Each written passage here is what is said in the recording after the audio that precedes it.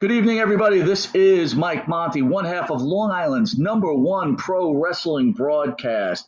We're produced out of Indie Music TV in New York. That's Ron Conkema, New York. Yes, again, that's Indie Music TV.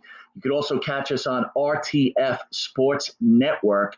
That's RTF Sports Network, the number one growing streaming sports network on the air today. Catch us every Thursday from 8 p.m. to 9 p.m. Yes, we're their anchor show. And catch our rerun on a morning drive time from 10 to 11 a.m. You could also catch us on the Monte and the Pharaoh YouTube page, the Facebook Live Monte and the Pharaoh page, Twitch TV Monte and the Pharaoh page, Spotify, iHeartRadio, Anchor, or any streaming network. We're on it. You can find us anywhere. Also catch us on New York Cable, Channel 115, every Tuesday from 8:30 p.m. to 9 p.m. Also catch us Saturday mornings on Channel 115 from 6 a.m. to 6:30 a.m. And catch us Saturday morning at 1:30 a.m. on Channel 20. Soon we'll be coming to Amazon, so catch us there also. We want to thank everybody for the support. And again, please catch us every Thursday, 9 p.m. to 10 p.m., Monte the Pharaoh, Long Island's number one pro wrestling broadcast, new, old, endangered, and let's have a little fun. Talk to you soon. Hey guys, this is Mike Monty, co-host of Long Island's number one pro wrestling broadcast, produced out of Indie Music TV in Long Island, New York. Listen, we're about to talk about charity promotion. Are you registered to vote? HeadCount is a nonpartisan organization that works with music and entertainment industry to get fans to vote. To update and check your voter registration status, go to headcount.org, where you'll find your information you need to be ready for election day. Now, again, wrestling fans, this is important, right? You're making a difference. Join Monty and the Pharaoh. Use your right to vote. This is one great thing that people from this great country have to do.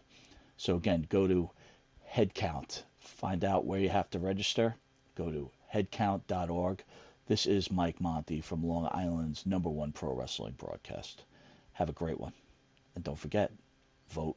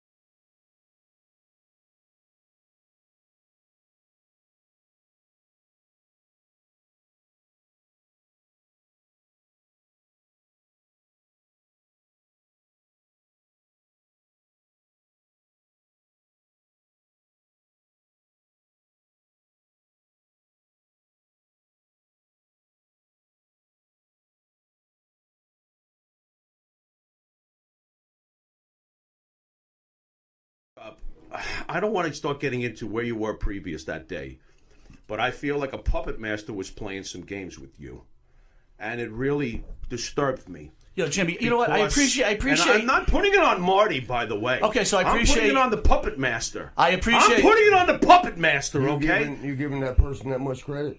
You know what? Because that's way more. I feel.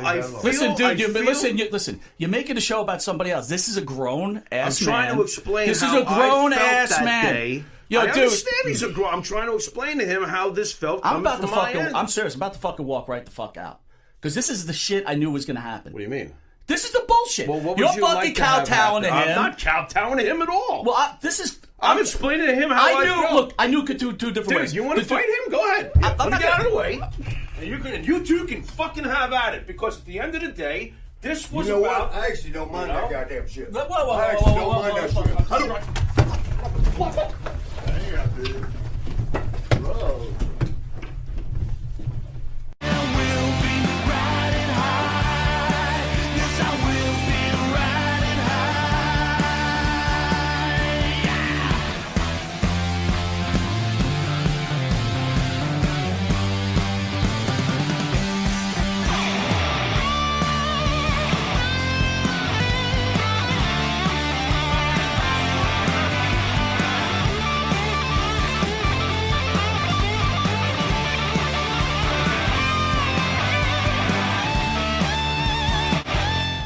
Welcome to Long Island's #1 pro wrestling broadcast out of Indie Music TV. Here out of Ronkonkoma, Long Island, Monte and the Pharaoh. And to my right is the star of the show, Mr. Jimmy Pharaoh. Jimmy, how are you? Greetings, back again. Back again from 5 minutes ago. Yeah, maybe 5 minutes. How'd you like the Tommy Rich interview? Awesome. I love Tommy Rich. Great guest, and that was kick-ass. That was awesome.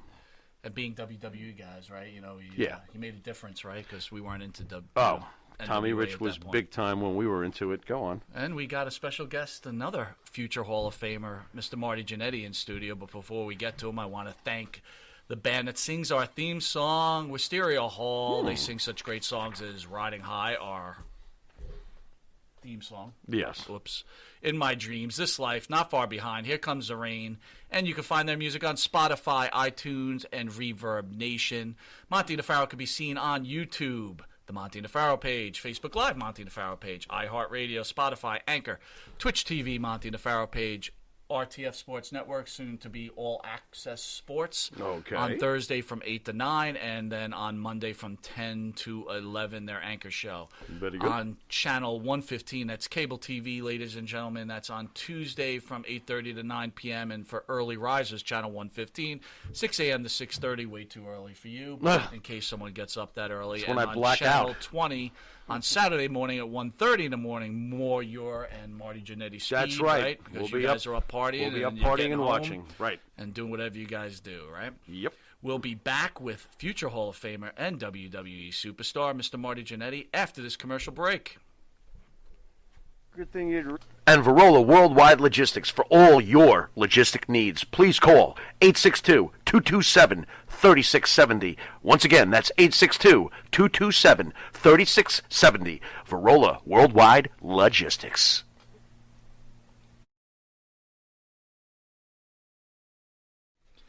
Jimmy, I just got the best hookup on tickets. Fill me in.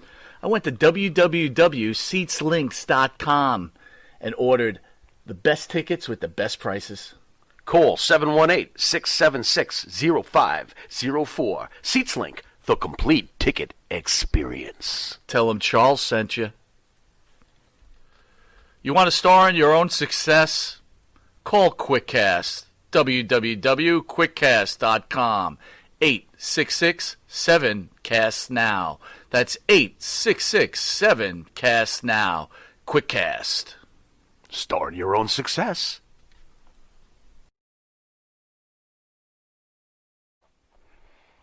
All right, welcome back to Long Island's #1 pro wrestling broadcast. Monte the Pharaoh, seen every Thursday, produced out of Indie Music TV in Ronkonkoma, New York. And sitting at the bench for a third time. That's 3 times. Yeah. Future Hall of Famer, WWE superstar, and the man of the hour, Mr. Marty, the invisible Marty Jannetty. How are you? I'm doing excellent, man. MJ in the house. Are you sure? I can't tell. Hey, let me tell you what happened, though. This is reminding me with this mask and the glasses. I was living over. Can I take them off now? Sure. You look like Claude Rains. God, that's hot, man. Claude Rains. He I played the wonder Invisible some Man. people. Trump needs to keep wearing them, but man, it's hot. I was over now to get the point across. I was over in England. I was living in Liverpool, and every morning we'd go to the gym. And on the way, we'd stop by the bank and buy money orders so you could send it home because you could only come across the border with so much money. So we had to sneak it like that. And I just told on everybody. But it was cold, snowy. One morning I stopped by the bank, get out of the cab, and I had a big old jacket on, covered in face, had the sunglasses. Had it zipped up like this, and I got my gym bag with me. And I walk into the bank like this, come in with a gym bag. And the door's locked behind me, alarms go off, and there's like little fences come down blocking the tellers. I'm like, what the? Can we cuss on the show? Yeah. What the fuck is happening? And I'm like, oh, God damn. So wait a minute. Why are you wearing a mask, though, in England? No, it wasn't a mask. I had it zipped up. Oh, okay, you had it up. Yeah, because it was snowing cold. Cold out there. So, I had the jacket on. And I had my gym bag with me, boy. I could have left that in the cab, but I was afraid he might run off with it. So you walk in a bank with sunglasses on, zipped up to here in a bag. Nice. Fill it up. Do you ever think it was on the news that night too? Their local news. What did it say? Wrestling superstar arrested robbing bank. Yeah, American wrestler stirs up attention at the bank. That's a shocker. That's a surprise. I figured the headline would be Marty strikes again. What the? TMZ headline: Marty robs bank. What? 3 weeks later. Barclay. It was a work. One of the bigger banks over there. Barclay. Man, the doors locked behind me and like chain things come down in front of the. I'm just watching all this and everybody's hitting the ground. There was like 3 other people in there. They're hitting the ground. I'm like, what? So what? They enclose you in like a cube? They lock you in. It's kind of like the Get Smart thing, where the walls are dropping at every level. Very interesting. Where they block the cashiers off. The thing blocks you can't get to them. And then they lock you in, so they're going to get you. You're afraid you're going to throw a drop kick or something? I don't understand. Let me ask you, Mark. He's a wrestler. Did you ever think you would be in a time where with this whole COVID thing and political unrest, what are your viewpoints of what's going on in the world right now, brother? At one point I thought, it's just another. It's bad, obviously. It's contagious. It's killing people. So is the flu. So is a lot of things. And so I thought, they politicized it. To make it and trying to turn it into Trump's fault, like he invented it. I think when it's able to be told, which it can't be right now. I keep looking over here and the camera's here. Is that messing things up? No, you're good, brother. Go ahead. Is it okay? Okay. Just so y'all know at home, they're over there, so I'm talking over here. But I think China put that out on us. That's the new way of war, biological weapons. Biological warfare. Okay. And Trump was whipping their ass in the trade war. So. Correct. He was taking it to them business-wise. So it's pretty clear that you're on the right. For sure, right? Trump and I are friends. I got some stories. Let's keep it. Let's hear one. Let's be real. Got a little Trumpster story? Well, my favorite one with him, I'd met him the first time at WrestleMania 5. Because it was at Trump Towers. Mm-hmm. It was this place, Trump Plaza, where it was. And, he come up and, shook my hand. He said he was a big fan. Oddly, somehow he didn't really take to Sean that well. That's a surprise. That's interesting. Well, it might have been because Sean was just not standoffish, but he was just so nervous he came off. Was he nervous in Donald Trump's presence? I mean, we're talking about 2 very big egos. I think it was WrestleMania 5. That was a big deal to us. Yeah, interesting. Interesting. Yeah. Trump always had that kind of aura? When I first met him, I just thought he's a casino owner. We met 1,000 of them. Right. Did you ever imagine he'd be president of the United States someday when you first met him? No, he did. If he would have mentioned it, I would have thought maybe. But what he did, it was so cool. I thought was pretty cool. We met that day. We did photo ops. He kept telling me he was a big fan, which I appreciated. But I thought, he's just talking shit, Okay. And that night at the casino, I'm down there with my girl, beautiful long blonde-haired girl I've been seeing for a while. We're down there, about midnight, gambling away, and You know, nervous about the next day because me and Sean, the two smallest guys in the company, had to take on one-man gang, a big boss man. Two biggest guys, 6'7", 6'6", 350 pounds, 375 pounds, and our little asses. And it's our first WrestleMania. Man, how are we going to make this look good? You know, so we were nervous to death. We were down there drinking and trying to gamble and keep our mind off of it until, you know, till you had to. And, you know, Trump come walking up. I just walked away from the craps table, and I see him walking up. And he's about midnight. He's checking on his place. I got to throw him respect on that too. You know, he's checking on his place. At midnight, he's coming through to see, you know, who's doing what. But I see him. He sees me. He smiles, and I'm like, well, damn. He does recognize me away from, you know, and he comes right up to me. He goes, "How you doing, Marty?"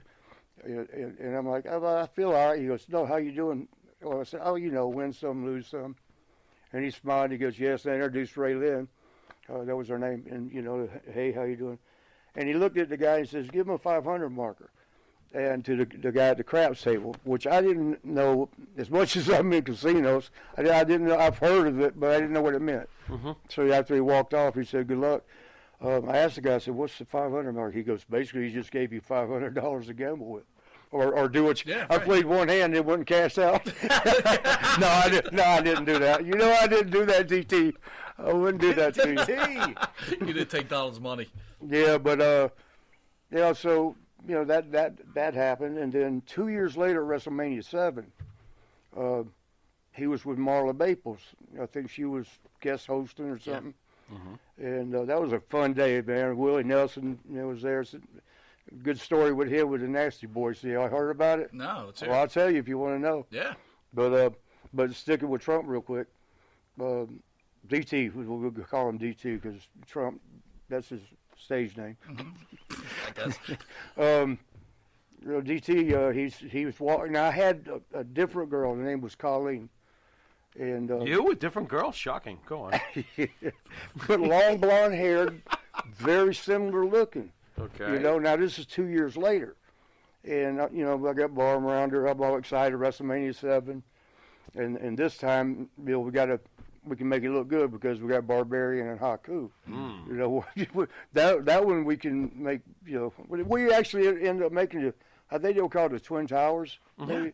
That was a great match. I was there live. That Yeah, was a great match. You did a great job. It turned out good. We did that double drop kick off the top rope to the middle, which had nobody's, with all the stuff going on today, it's still, I ain't seen nobody, you know, do that one.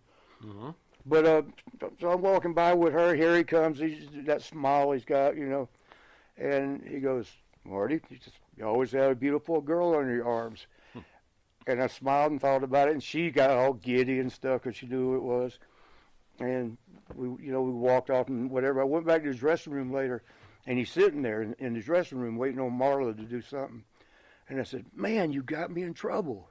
He goes, "What do you mean?" I said, "That was my wife." And he goes, Oh, I'm so sorry. And I'm doing like this in front. And I lost that. I said, "I'm just kidding." And he goes, "You know what, though? I learned something there."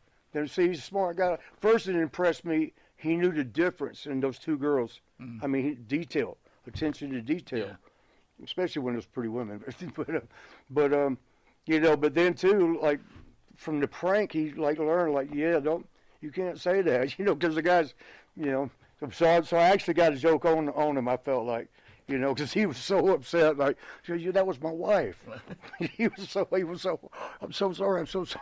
And I'm trying not to, you know, let it go yet. Let him. But what's your take on the president of the United States coming down with the COVID virus? Good question. Well, some things I can't say that I might know, you know, because there's some things that I'd be eliminated if I said. But I don't know. There's all kinds of ways it could go. Trump's a lot like me, and I'm a lot like him. Sometimes we do storylines. Sometimes. I don't know. Has he got, you know, if it wasn't for Melania having it, but see, I included somebody in my last storyline that got worldwide attention, and included one of my girls, Winsome, to make the story more believable. You know, so I don't know. Is Trump So let me. Are we being worked? Well, Is that what it's Hey! getting at? Is That's this what your it- work? He's getting at. What's that? Is this your work? Is that what you're getting at with the president's current supposed medical condition? Eric, what do you think? Could Trump be pulling off some kind of work? You don't think so? We got to know in the. So James Comey probably got him then, right? I don't know. Let's go look at it. I better be quiet. Boy, there's I better there's be a real whole bunch of quiet. different things that could not be. That's for sure. That is for sure. Marty, I want you to weigh in on Road. Wait a minute, let me tell you about that same night. yeah, That's absolutely. WrestleMania 7. Yeah. I'm sitting there talking with Willie because I think he's singing the national anthem. I think that's what he was doing that night. Willie Nelson. What was the main event of WrestleMania 7? I think it was blank. Macho Man and Warrior. Because it seems like That no, so it was Slaughter Hogan. It then. was Slaughter Okay. Hogan. Slaughter they Hogan. must have been semi. Because I just remember what's his name, Randy getting up there, dropping about 6 of them finishing elbows on him. Yeah, yep. And then Warrior gets up anyway. But I was sitting there, and funny too, Trump had made Marlon Maples a household name.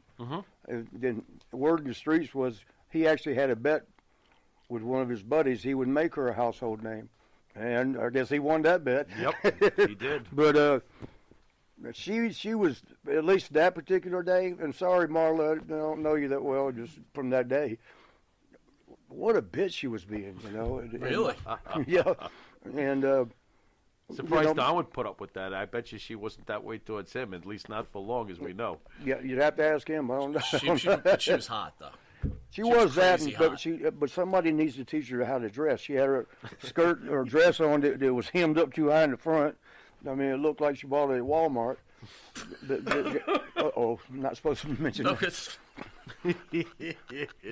But What did it come across like that look when the old days where they pull their pants up too high with the belt buckle? yeah, or something like Sean That used to looks do. terrible. like Sean used to do.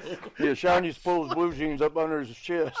Yeah, that big old Texas belt buckle. Over his belly button? I mean, all Up here, man. I was By like, his man, nipples? put him down, son. terrible. But he had a male camel toe. He'd have him up. I say, what? But so anyway, How do we know that Marlon. Sean had camel toe? This is messed up. Go on. Back to DT. Yeah, DT's sitting there, we're having to put up with, well, we are, put up with her little sassy ass. And cheap Nasty ass. Boys, they won the title that night. Okay. Right? And so afterwards, she's interviewing him, right? And then she'd been a little bitch, like I said, sorry, Mar. But He's killing it. Go on. Sorry. they shook the bottle up, of champagne, Yeah. and then popped the top and squirted it all over her. Man. Oh my God. She was so mad, but she had to finish the interview, and she looks like a wet rat. Smelled like one, too. But she was waving the microphone back in there. Oh, man, when that interview was over, she went storming in the hallway, throwing a temper tantrum, having a fit. Was like Vince running over there, like, calm down? Or... No, I walked off laughing. I don't know. I was looking for another bottle, get her one more time. Hey, man, I want to get a little serious with you. Just recently, we lost a Road Warrior animal. I understand that, and correct me if I'm wrong, that you actually introduced his wife, Kim, to him. Is Kim that and Joe, true? yeah. Could you tell that story and maybe share some thoughts on Road Warrior? Yeah, Joe, both of them, Joe and Mike, we were all real good friends. Joe didn't really party that much. In fact, I don't know that he partied at all. But Mike and I, Hawk, Road Warrior Hawk, and I, we partied a lot together. A lot of us did. And, Joe's always kind of the more business and more quiet, stick to the script kind of shit. At least what I knew of him, which I knew pretty good. But as far as the wife, I think she's from Houston, and her and I were real good friends at one time. And I was sitting talking to her. Joe walked by, and I hate to, no, I can't, because Kimmy might see this. Well, it's just kidding, sort of, Kimmy. It was that night that you were talking so much, I was like, damn. Joe walked by and said, hey, so I introduced them. Next thing I know, they're married. Oh, wait. So it's like you're like, I got to get out of this Kim deal and walk off. So let me Yeah, introduce man. him to Joe. I don't know if she don't do cocaine as far as I know. Right. But I don't know what the hell was going on. Yep, yep, yep, yep, yep, yep, yep, yep, yep, yep, yep. And if COVID had been around there, I'd have caught it. I'd have had it. But yeah, so I introduced him. It's just like they tell her because she banned. I mean, she's still very pretty girl. I think she's probably watching this. She's a very pretty girl. Very pretty. Yeah. But her younger day, bro, she was a typical Texas Rose, man. She was knock them all out. Your thoughts when you heard he had passed, because this was obviously a shock to the community. What's that? Community. When Road Warrior passed, what were your thoughts? Man, I started getting phone calls right away because a lot of our boys, a lot of the boys knew that we were pretty good. At first, it was hard to believe. It was like, not Joe. This man's in shape. This guy's, he's healthy. He don't do, as far as I know, don't do any drugs. There's no way. It's just not possible. Is what I kept thinking. And then the more the calls come in, I guess it is true. And it broke me down a little bit. We flipped these on for our crying ear. Real rockers aren't supposed to cry, I don't think, but actually they do. But it was heartbreaking, and the first thing I thought about was Kimmy. Like, I know it's crushing her because I think they just celebrated the night before their anniversary. So you got this big event, and then that happens. They didn't have no details like what happened. Did he just keep walking and fall over, or did, from what I understand, he just didn't wake up or something. And I considered that because that's kind of what happened to Hawk. Hawk had told me that right before, brother, I've worked so damn hard today without any drugs. And because I think he'd quit and he'd straightened up. It's funny when you straighten up is when shit goes wrong. But he... Hawk, they were moving or something. He was telling me he'd moved a ton of furniture, because I used to do that before I got in wrestling for North American Band Line. So I'd move furniture all day long. 8 hours of stacking a truck, then drive the tractor trailer truck to unload it the next day. It's wrestling with furniture is a workout. But Mike told me that. He said, "Brother, you ain't kidding about this working. God damn, the furniture." Wrestling with furniture, shit. I thought I was a badass. And then I guess he died in his sleep. The heart was just gave out. Marty, you're a tag team legend, obviously. Where is the Road Warriors to you? Are they the greatest tag team in the history of this business, the Road Warriors? I think so. But in the fact they probably drew the most money, which that's what it's all about. But they changed the game. They changed the industry. When they came in, there wasn't guys that were like, there was a big guy here and a big guy there, but the character that came with it, the haircuts, the personality, the romping, stomping, you couldn't hurt them, the Iron Man song, the whole thing, man, just changed. It changed the industry, bigger and faster than anything else I've ever seen. I've been around it for I've been in it for 35 years. Been, around it for 45 years. No, I've never seen nothing like that. Nothing like that. How do you cope with this, though? It just seems like we talk about this all the time. The wrestling community, you guys have gotten, so close with each other, and maybe people pass faster than normal people. I mean, it's got to be tear at you when you build these kind of relationship, and this happens, right? And like you said about the bond, we bond. I almost want to say like war mates, but I don't want to take away from people who actually war. Like my brother, served in Vietnam, so I wouldn't dare say that, it's like we go to war together. Right. But it's in a sense we do, because especially when we go to other countries, we're the only ones that know each other. And a lot of times when you go in these, sorry, I fixed my paper tooth. I'll explain that. What, do you got a paper tooth? Oh, what? I'm going to hear about that next. How do you eat steak? I'll take the paper out. You got to take the paper tooth out, of course. Sometimes a big piece will get clogged in the gap. How do you clean that paper tooth? It's paper. I'll get another piece of paper. So we just like put a piece I've got some. I'll show you. I've got my replacement. Yeah, I want to see what a paper tooth looks like. What? I think I got it. Are here. you reaching for more paper teeth? Right now, Well, because this one only lasts so wrestling long. icon Marty Jannetty reaching for his paper tooth. Here it is. There it is, paper tooth. What? And see, the problem, my teeth are so yellow. I got to drink coffee to darken this, so it matches. You can put the mask back on now, bro. Yeah, that's the real reason I had this on. I didn't want y'all to see it.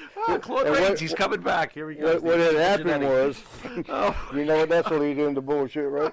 What had happened was, I was helping out. I was being a little cocky and arrogant, teaching some kids how to hit the post, the ring post, make it look real good. Sure. I made it look real good and knocked my damn tooth out. Oh, man. Jesus I was sitting there going, I ain't even getting paid for this. So until I get the implant. replacement thing, a real one. Those things are expensive too, man. Bro, you ain't kidding, man.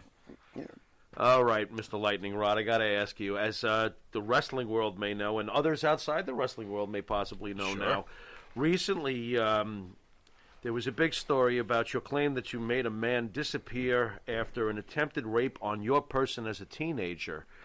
When this was presented to me, I absolutely took this at face value until I either A, heard from you, or B, heard that it was anything other than to be taken seriously.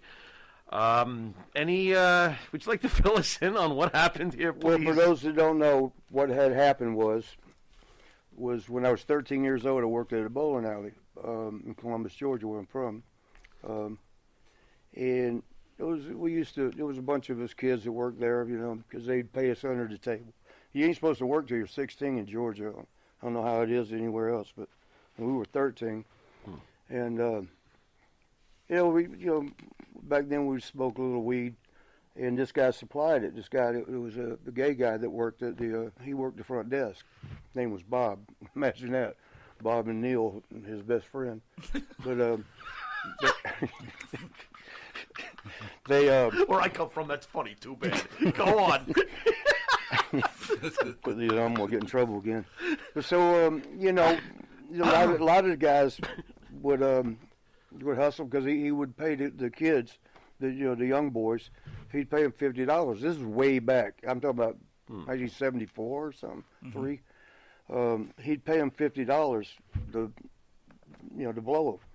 And, a lot of the guys went for the hustle. They like, yeah, I was 13 years old. Give me $50. And, 2 or 3 times a week, they could buy a car pretty soon. And a carton of chapstick. Go on. What? No, they didn't have to do the blowing. They just had to sit there and get blown. Yeah, he did. Yeah, they were receiving. They weren't pitching. That would be a catcher. That's receiving. That's not pitching. So that'd be a catcher. Yeah. Now we got Goodfellas talk going on here. Anyway, go on. So, $50 for a Bob and Neil. So we smoked a little weed back then. Wait, Marty, real quick. What? So you're actually talking. These guys. Oh yeah, I'm letting them blow me. It's fine. And No, not me. No, but I get it. But you have. what he said, These guys are very open with their comment. It's $50, bro. It's all good. I was 13 years old. This must be the 70s. We weren't This making has that to be much the- at the bowling alley. We were getting like $3.10 back then. Your minimum wage was $3.35, but if you were part time, Wow. you got even less. We got like $3.10 an hour. Wow. Well, shit, one blowjob and you made more than you go make in a couple of weeks. In the 70s, this is serious cash. Go on. Yeah. It is. Yeah. Go on. Oh my God. But it is, mathematically. Okay, so we've set the mathematical parameters. All What right. happens from here? Yeah, so I was going to get a bag of weed from him, a $50 bag of 40. It was actually $40.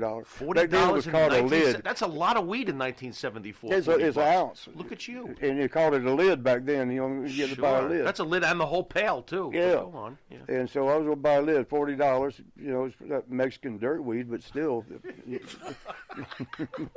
That's the worst of the weed. I know what he's It talking is about. dirt weed, yeah. It's horrible. It's got seeds in it. Go on. Yeah, and dirt.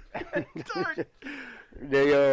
So we went out to his car in front of the bowling alley where he was working, and sat there and made the transaction. Got the bag, and he probably figured, like all the other kids there, and he reaches over and he touches him between the legs and goes, "What's this?" And I'm like, no. And I think what he was thinking, we would trade off.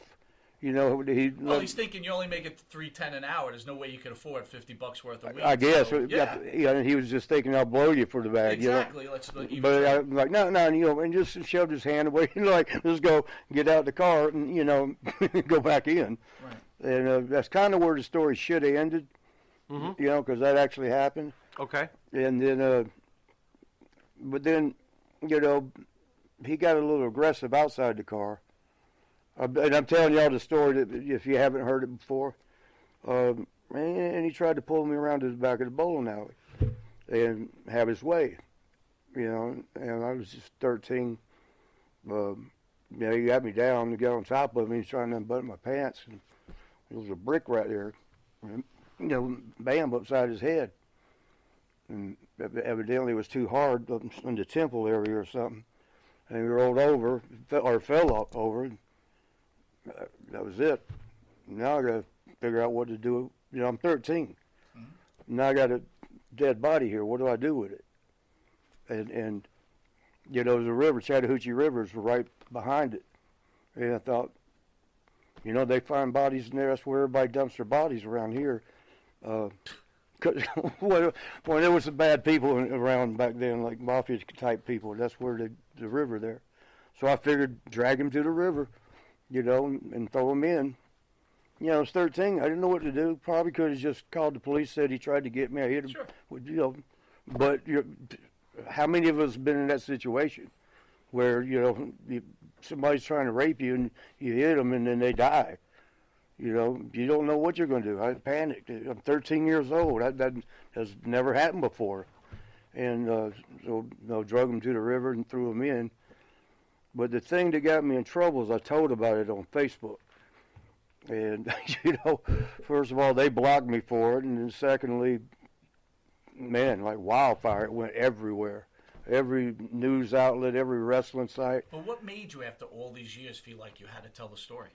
I think it had to do with my girl Winnie, the one son pictured at the bottom. The black girl at the bottom, there should be. There was in the Facebook post.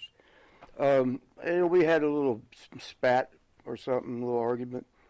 And, it kind of hurt my feelings, but her jealousy. And it hurt me because I said, next time you get jealous about something, and it's not into jealousy. And, I guess I have CTE real bad. By the way, that's brain damage from concussions. I've had quite a few of them over 30 years of wrestling. And so, I got caught one of the moments, with my CTE moments, because you can get in a weird place where you don't know if you're hallucinating or is this real. You don't know. I'm going to tell you some stories about that. We probably should talk about CTE in a little bit anyway. Sure. But so, I thought, I wrote, that was the last time I told myself, that kind of hurt me a little bit, having to dispose of a body like that. But the man was trying to hurt me, and I said, that was the last time anybody was going to try to hurt me. And that's why I was trying to get the point across to her that, you just hurt me.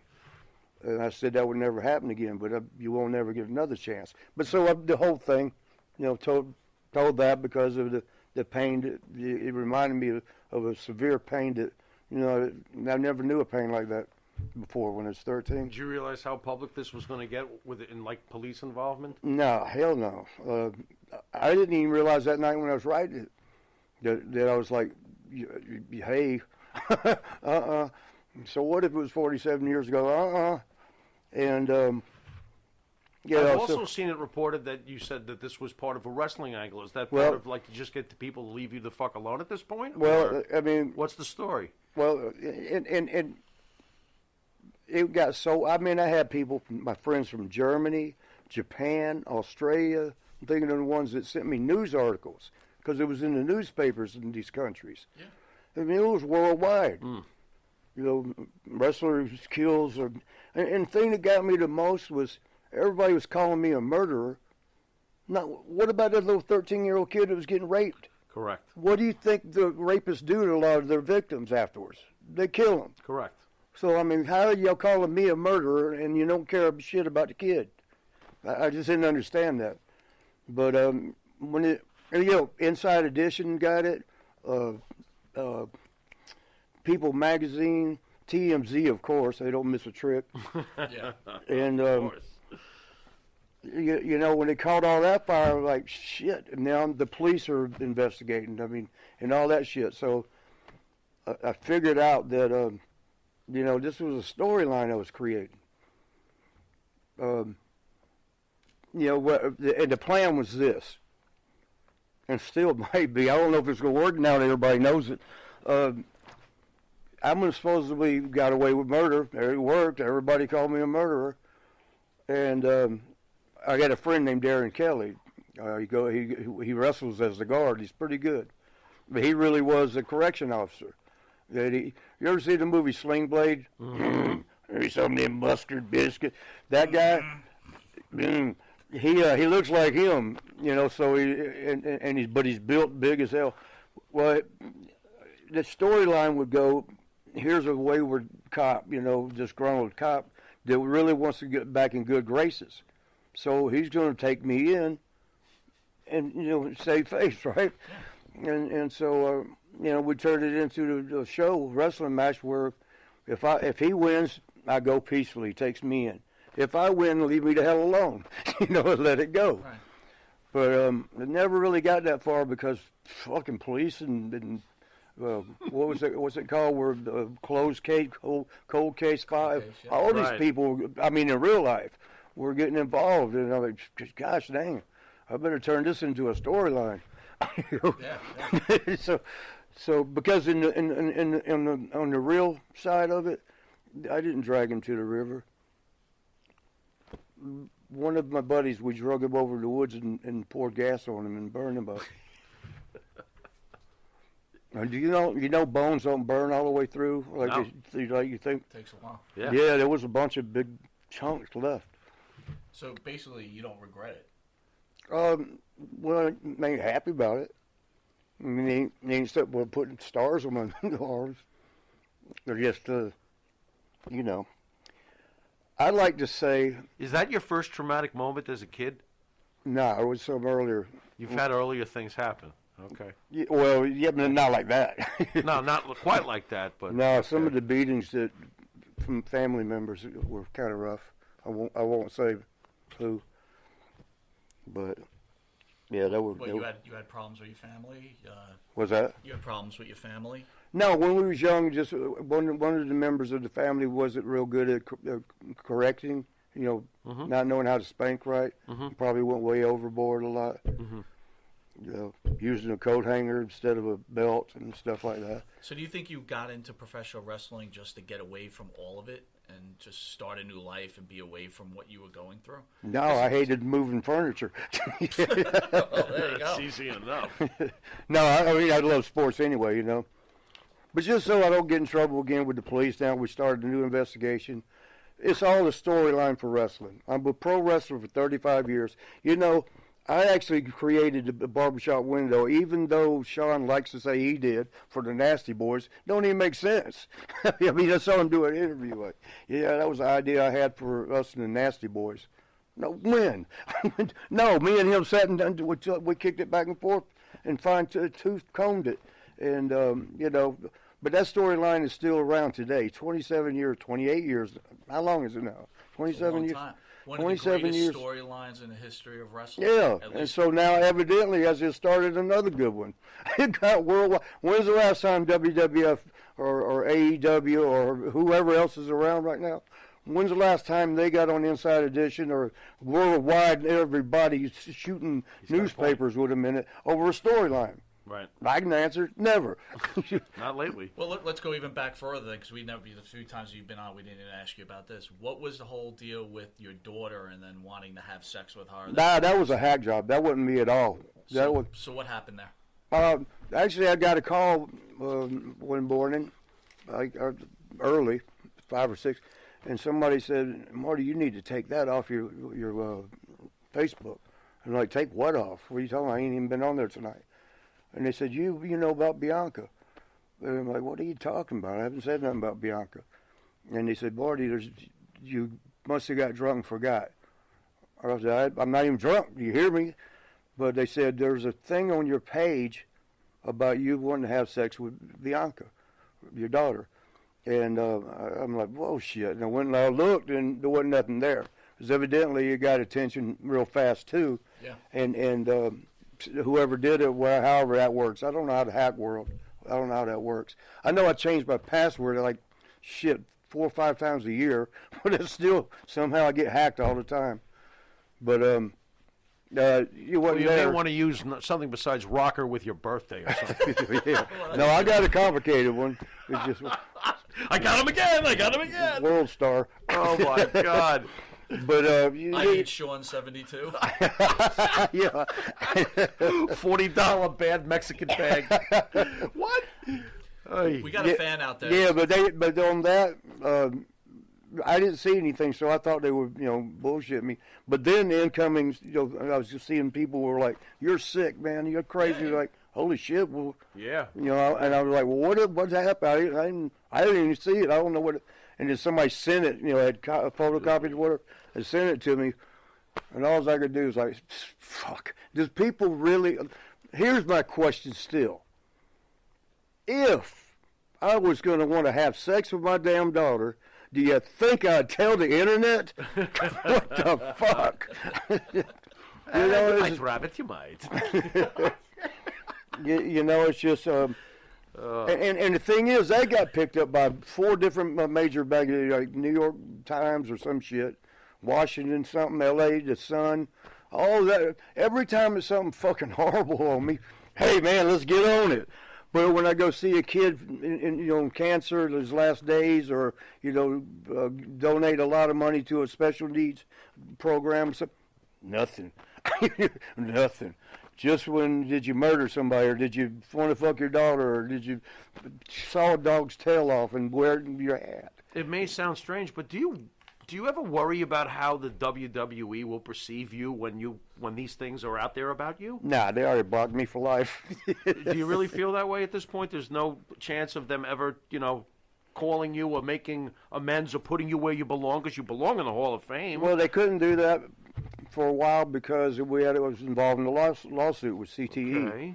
And they had to. They couldn't even answer. They couldn't even talk to me on the phone if I called up to find out why the check was late. Like royalty check. They couldn't even talk to me on the phone. I had to go through their lawyer if I wanted to talk to them, which I didn't want to talk to them that bad. But how would Marty Jannetty like to be able to talk to Vince if you decided, you know what, let me at least try to speak to them? What would be a respectful way for them to come, and meet you halfway?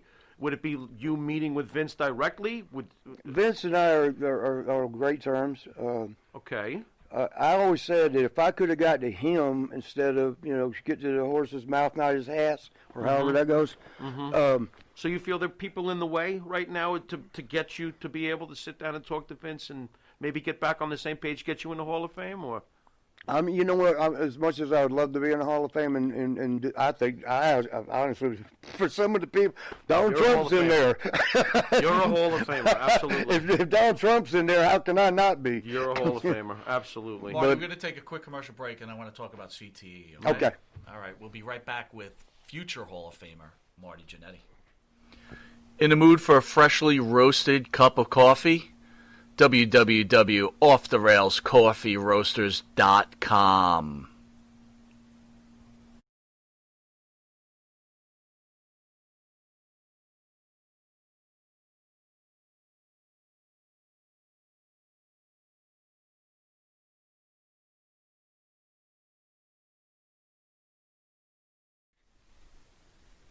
Jeff Quest, graphics design, custom vinyl lettering, and all your art and video needs. 516-317-8204. That's for Jeff Quest, graphic design.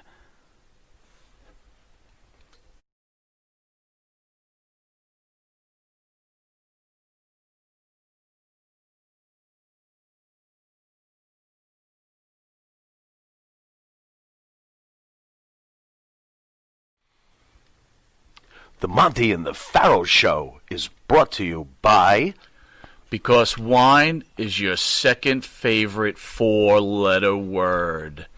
California wine, New York attitude. Good fucking wine. Yeah. And Verola Worldwide Logistics for all your logistic needs. Please call 862-227-3670. Once again, that's 862-227-3670. Verola Worldwide Logistics. All right, welcome back to Long Island's #1 pro wrestling broadcast, Monte The Pharaoh, seen only here, usually on Thursdays, out of Indie Music TV and Ronkonkoma. But today we have future Hall of Famer, WWE superstar, former tag team champion for the AWA, Mr. Marty Jannetty. And a future dentist. And a future dentist who will come up with the copyright or trademark for paper teeth. Getting it in there just right. you And we gonna got carry any no teeth in BS with Oak ESS.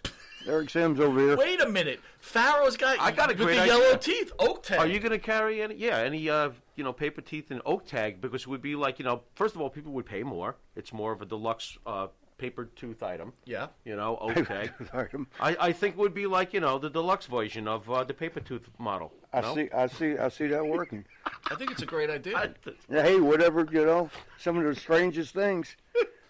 Duke Drosy, remember Drosy? You can make them realistic, too. They could come with fillings. Like put a little black spot on it. Did I tell you what with the white ones, when I put the fresh white paper in, I got to drink coffee so it yellows it down. Yeah. I think it's a great idea. What's sad, though, is when I find brown napkins, I can put it in there, it matches my teeth. Everybody's like, oh, That means look at that my guy teeth, smile. My teeth got to get clean, man. You're the original. Those that damn brown. Isaac Yankem. Yeah, him. Brown napkins. I had his first match when he first came in WWF. Isaac Yankem, a.k.a. Kane, huh? Really? Yeah. Oh my God, is he strong? Oh, yeah. And when he didn't know what to do with it, he's even stronger. Really? Yeah, he was throwing me around like a rag doll. And I'm like, why'd you do that? Because I don't know. Ain't I supposed to? So talk to us about the CTE issues. Well, and just to hit real quick why I even got involved with the lawsuit with CTE against WWE. If anybody's ever had it, it's me, because it's brain damage, and it's from concussions. And your brain is basically, you take an egg, and you shake it real hard, that yolk, it's hitting the shell. But that's the same with your brain, and athletes with high-impact sports like football, wrestling, hockey, martial arts, that head's getting scrambled a bit, and I really, they had just sued. I won't mention any names. The law firm that, if I'm talking funny because the tooth ain't quite right, but the law firm that sued NFL and won like $2 billion. The same one that was going after. But with the NFL, they've changed their whole concussions protocol now. Everything is so different. So I guess it sometimes a spanking in the ass makes you understand and change things. But but I always had the thought, like, okay, you're boxing, you're playing football, you're martial arts. You don't think you're gonna get your bell rung a few times? Did the company need to tell you? But I guess it's the awareness of what that can do to you, the concussion. How many concussions do you think you've taken over the length of your career? Probably at least 7 or 8 that I can name. That's how brutal they were. I think the worst one was from Kevin Nash, and we were over in England, that big old stadium they got over there. A lot of people, and he was just coming in as Diesel. He was starting as Diesel. And he would do the power bomb thing. And I'm working with him over there, and he sticks his arms out, and the place went crazy. Like 50,000 people going crazy. And so he got excited, and he, blam, boom, my head bounced off the. As far as I knew, when I looked up, Joey Morella, God rest his soul, he's like hovering right above me, and I'm looking at him. There's about 3 of them. And I'm like, why is there 3 of you? And he goes, dude, and he goes, your eyes are still crossed. You got knocked out. Like, really? And that one I remember, that one and one in Japan were probably the hardest ones. The one in Japan, damn it, sorry about the tooth. I was wrestling their light heavyweight champion. We had a championship match. And we had just flown, man, 14 hours that's just from L.A. to Tokyo, and then had to catch like an hour drive. I mean, we were worn down, tired, and, just do I have enough in me to go out there and give a 45-minute match? With this guy, he was good. I mean, he was all over the place, up and down, flying around, and I'm supposed to be able to try to hang with that. And, I could do some flying, but anyway, we did one spot, went over the top rope, and it hit the floor. And, way back now, it's nice and padded out there. There was nothing but the concrete floor. Mm-hmm. And somebody had sweat. Either somebody got slammed and sweat was there, or somebody spilled a beer or something. But I slipped back and wham! Back of my head hit the railing. I mean, it was like, ting! The whole place got quiet. I slid down the wall like the railing like a sheet of paper. And, man, everything, I could see everything went white for a second. And then as it started coming back in the picture, it was just fuzzy. It was like, how a TV gets staticky, mm-hmm. The old TVs, staticky. It was like that. And, I'm like, oh, shit, I got to get back in the ring. I got to go finish this match. And the guy was, he was Japanese, and he was, okay, you're okay. Marty, you okay? And I'm like, yes, let's go. Let's hurry up and finish. Ain't that okay? But, and we finished the match and stuff, but I had a headache for like a week after that, so that's a pretty brutal one. So those are the two that stand out the most. One other one, and Vince, you'll be involved in the story, is that, oh, God, what were the name? Cue Ball and 8 Ball. They were the two big Harris brothers. Okay, yeah, that's right. Yeah. That I forgot what they were going as. 8 Ball. He must have been a rip after hours. Yeah.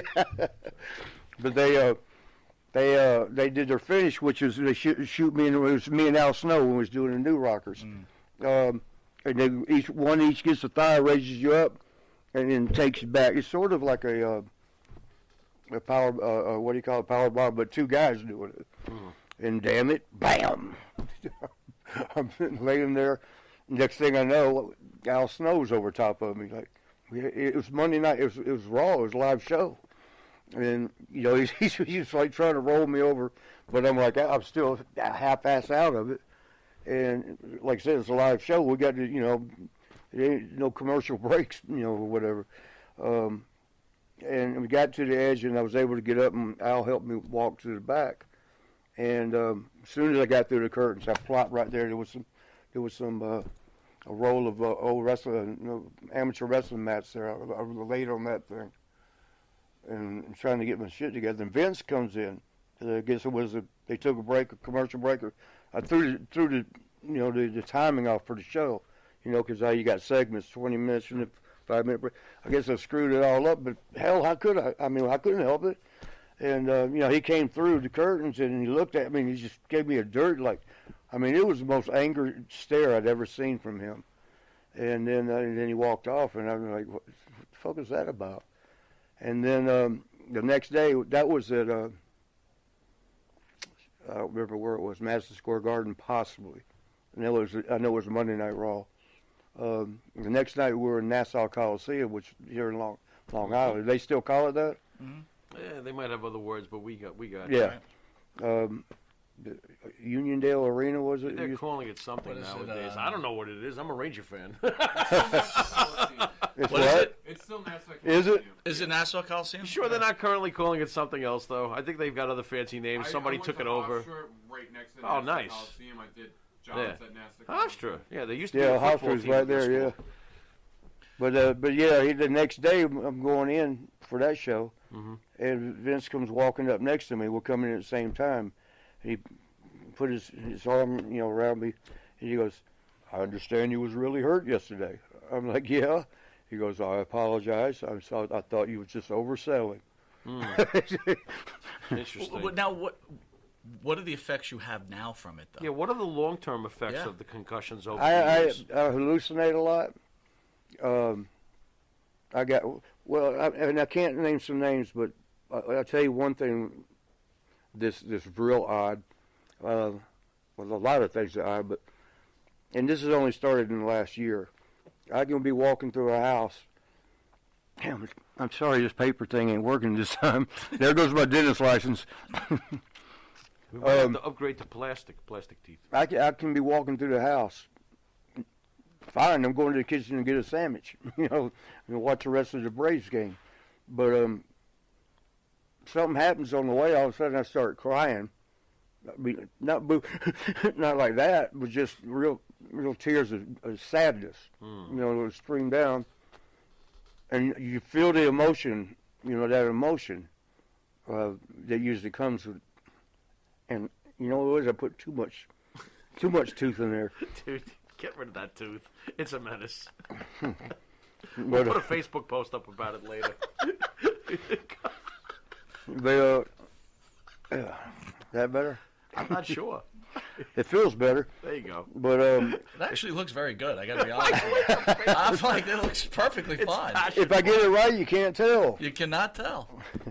But I'm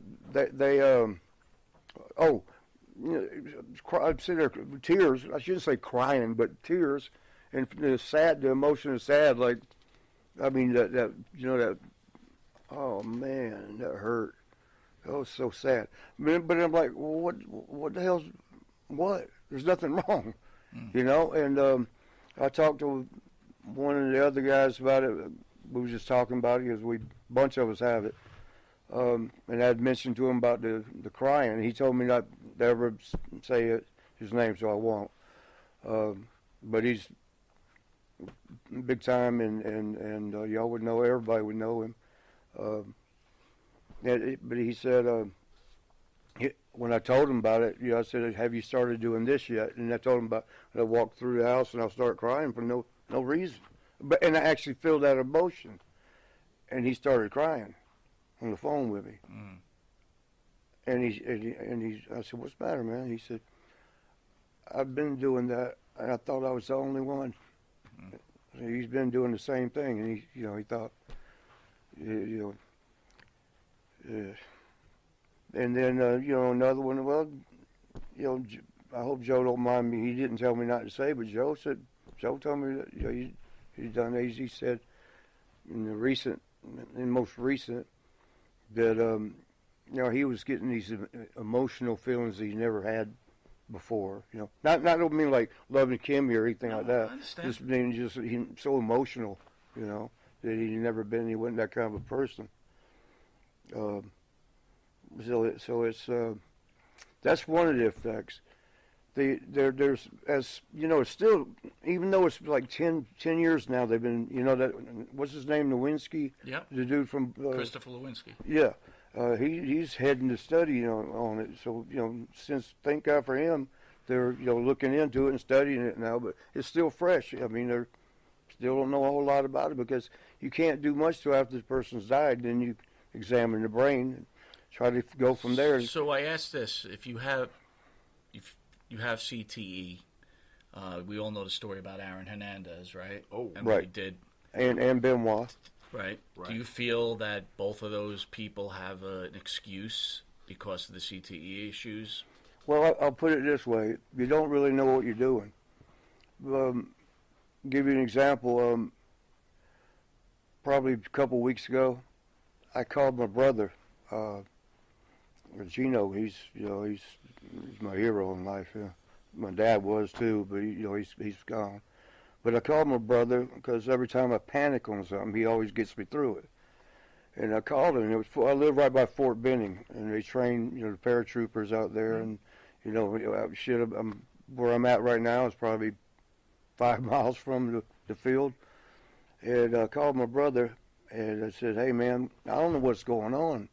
The Fort Benning's they're landing a fucking helicopter in the front yard." And, I'm sitting there looking at it, and, my brother's like, "Marty, there's trees all in the front yard. There's nowhere they can land it." I'm looking at it. They're sitting. He goes, "What are they doing?" I said, they're just sitting there, and I don't know why. I mean, they're sitting in the front yard here. I'm waiting for them to come out. I can see them inside on the little CB or whatever the things are. I said, what are they doing? What am I supposed to do? He goes, take a picture of it and send it to me. So I said, well, okay, don't leave me now. Don't stay on the phone. I took a picture, and then my phone, you have to be off of it to send the picture. So I got off the phone with him and told him we'll call right back. And I took two pictures, from blurry, you get a good one.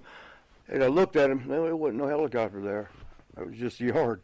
Mm-hmm. And then maybe the next day, I sat there because when these attacks come, they come together and then they're gone. There's nothing for a while, and then bam, bam, bam.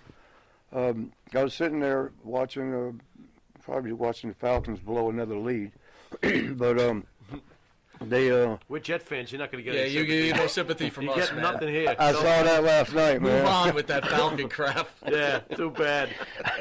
I got 2 words for you, Adam Gase. Go on. But I was sitting there watching the Falcons. They had the Cowboys beat by 20 or something, and slowly there it goes, just like a Super Bowl. Oh man! Super Bowl. We haven't seen one of those in a Yeah. long time. So again, move on, Falcon fan. Yeah. Boo hoo.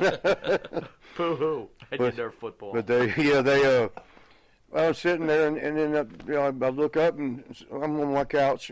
My cat Swaggy's sitting next to me watching. He watches TV with me a lot. Cool. He always has. He's a Falcon fan, Braves fan. No, he just wants to eat the Falcon. He's a cat. Yeah, that's pretty much what he's got. The color scheme though, black and white. There you go. I'm talking about Swaggy.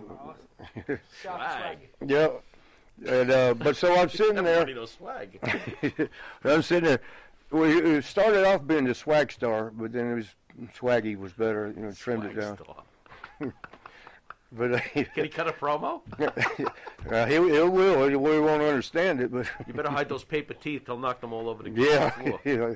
I tried to get him to wear some, but they. So sitting over here is the Grim Reaper, and I'm looking at him and like, when did you get here? And it wasn't even like it was odd, I carried on conversation and we laughed a bunch, and then I got hungry. I said, I'm gonna go get a sandwich. You want one? And he's like, no, I'm good. And I went and, before we back it up, I thought, this is kind of cool, man. You got a bad reputation, but you're a cool guy. Let me take a picture. It's kind of cool. You're sitting here on my couch. And, I can't tell if he's having head trauma or a shining. It sounds like a shining to me. Go on. So you want a picture of the Reaper?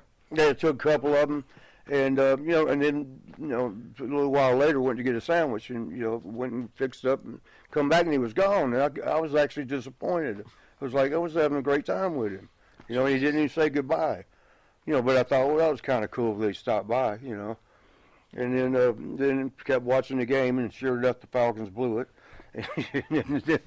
But later on, I was going to brag about the Grim Reaper being at my house and send them, to my friends. I'm looking at the pictures, and it's just an empty couch. The thing is, when you're going through one of these things, you don't realize you're going through them. It's as real as this right here. I mean, hell, I might be hallucinating now. This might not be happening. Oh, no, we're not here. But that's how it feels so real. We got a lot of fans out there that are saying they're worried about you. Well, I'm worried about me. Swaggy's worried. Swaggy's worried about his next meal. What's that? Swaggy's worried about me. He wants to be able to make sure he gets his next meal and his litter box cleaned out. So you going to get help for this, or? Well, I mean, I don't know what they can do for you for CTE. Eric might know. Is there anything they can do for CTE? Eric has it. What the? I don't think there's anything they can do really. Okay, so they come up with 13 symptoms, however they can manage to do that, and that's when I first found out I had it with my attorney. That by the way, that case is gone, so I'm going to go into Hall of Fame. Couldn't before, but anyway, my attorney was saying, here's the list of the things of reading them, like, yep, got that one, yep, got that one, yep, got that, and then I'm like, after about 6 one, I'm like, well, maybe I do got the shit. Yeah. And then I went through the list, and this was when I was living in Vegas. My girlfriend out there was sitting next to me, and I said, well, I got them all but these two, the last two. And he goes, what last two? I said, well, the one that says sudden violent mood changes. I don't have that. And she goes, oh, yes, you do. She screams that. And I'm like, well, I got 12 of the 13. The only one I don't have is the suicidal thoughts. You want to know about the treatment? I can tell you about the treatment of CTE. Okay. Okay? You're called Hero ESS in the background here. If anybody can hear him. ESS has got his own. Behavioral therapy to deal with mood swings. That's number one. Okay. Number two, pain management therapy, including medicines, massage, and acupuncture to relieve the discomfort. I'm not massaging him. Number three, memory exercises to strengthen the ability to recall daily events. That is the prescribed treatment. Hold on, you missed number 4. Number 4 is never use Eric Sim as your agent when you're traveling through the Northeast. What is going on here? Captain Score shot. He's going to help. Use Captain Cards. If you decide to Listen, throw we got something, I'm ducking. about 2 minutes. What? Pharaoh. Yeah. Y'all lost me on that one. I don't know what that one was all about. I got to hit him with the last question. But where'd you find that, Eric? I'm going to check that out later. The treatment for CTE. I just put in how do you treat CTE. Okay. That's what his doctor I will have to check that out later. It's on Google. Dr. Google. Yeah. Okay. Doctor. Yeah, I got to check that out. Dr. Google. That's another thing, short-term memory. I mean, as you get older anyway, right? Marty, behavioral therapy. You prime candidate. What's wrong with my behavior?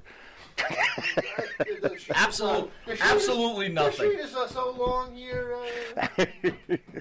Absolutely nothing. What was your thing he said at the last time he was here? I can go for that shit. The next thing I know, the whole studio's upside down. Yeah, you got a temper. Behavioral therapy. We don't want nobody getting beat up over here. Did you see that, Eric? Well, of course I saw that. Of course I did not see that. All right, Sims, you're cutting into our time. Marty, one final question. Yes, sir. What would you like to see in the future from Marty Jannetty happen in a positive way? What would you like to see happen? You know, working with kids in some capacity of with wrestling. You know, I've always wanted to do a wrestling school with kids and start a kids league pro wrestling, you know, style pro wrestling. That's always been my thing. I mentioned it with Sean one time, Michaels, you know. And he thought it was cool, and I'm surprised he didn't take it and go do it himself, you know. But because he knew it was my passion thing, he left it alone. Because he probably could have easily, you know, went to Vince. That's the thing. If I could get to Vince's ear on so many of these things, like with my ankles to get them fixed, you know, if I could have got to Vince himself, I'm sure he would fix them, you know. So let me ask you a question. A lot of wrestling experts or pro wrestling experts out there, we've discussed this before. Should the WWE be taking care of its older wrestlers who helped build this brand? When they're still making money off of them, yes. For instance, with me, I still get royalty checks. It shows how much they made last quarter. Right. And they can take some of that money and fix my ankles. And that's just from one quarter. So let me. So yeah, they should. That's why I jumped in the CTE thing, because I definitely got it. At the last studio we were at, Evan Ginsberg, who's the associate producer for the The movie The Wrestler, and 350 days. Well, he did a documentary, 350 Days. Well, you're in that. Yeah. So I ask you this: How well did they pay you for that documentary? The one 350. Yeah. I don't remember. But it was decent, you know. They took care of you. Yeah, it was good. That's good. good. They were good people to me. That's good. Very good. What would you like to see happen? But then, Rob Feinstein kind of screwed me over later that evening. Fucker. Well, what's that? We've made up since. Well, at the show where I did that, there was actually a wrestling event and all that, and then, you know, we shot my scene there. And then afterwards, on one side, there was, like, say, that curtain like you got over there, dividing to where all the sales, merchandise sales and stuff during the day, like a WrestleCon type thing during the day. And I was on that side, and I was actually calling my brother, telling him, because they had a barbershop window set thing. And I thought it was kind of cool, and you spin the wheel, and it said, you know, what on the barbershop did you want, or you win, or whatever. I thought it was kind of cool, and I'm over there taking pictures of it, and I'm on the phone with my brother.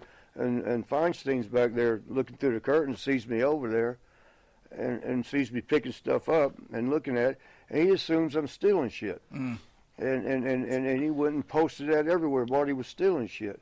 Wow. And you know, he said, and he acted like he was on the phone, which I was on the phone with my brother. Right. So there's a witness, you know, besides the call log.